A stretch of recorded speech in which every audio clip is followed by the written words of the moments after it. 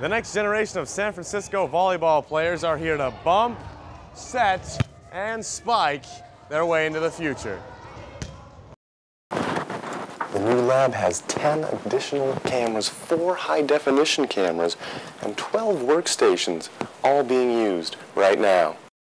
There are still 20,000 Americans being sold as slaves today, and at USF, it's not for sale week. Tomorrow morning, expect these lines to be packed, as the bookstore will be offering 30% on buyback books.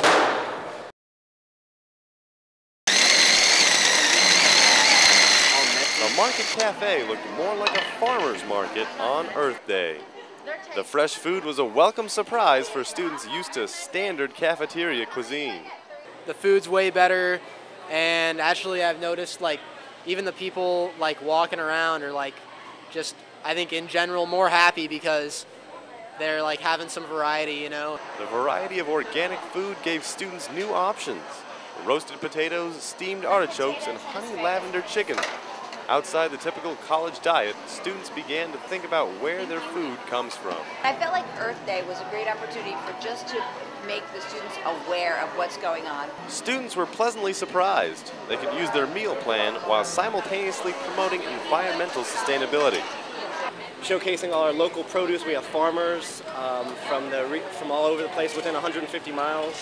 Students were surprised. There were 5 farmers, organic, produce, strawberries, honey, and nuts like these almonds right here.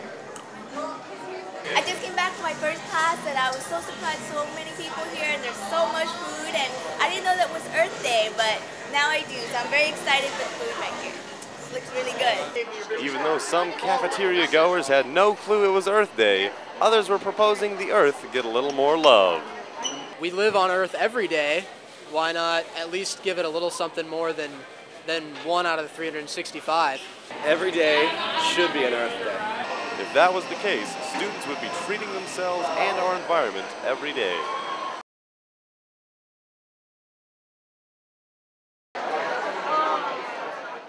Students jostled for position in front of recruiters, anxious to land that first gig after graduating. Job hunters such as Stanford senior Amanda Mendoza said her own school hasn't provided many opportunities for job seekers. The career fairs at Stanford are pretty dissatisfying, at least for me. They gear towards people who want to be either a consultant or an iBanker or anything to do with engineering, computer science, Silicon Valley. Here, students had the chance to talk with reps from the FBI to the FDIC. Some were shocked at what the headhunters had to say.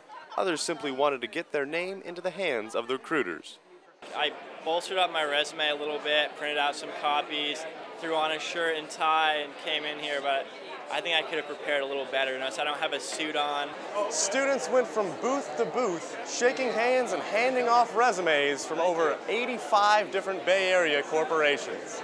I came across USF, and they seem to have a really wide range of employers here, which really interested me. For USF graduate Bobby Lee, the transition from job hunter to headhunter happened after 4 years. Every year since freshman year, I went to this fair. A handshake and a business card may be all it takes to get a foot in the door and a job out of college. I'm Chris Bagley for USF TV.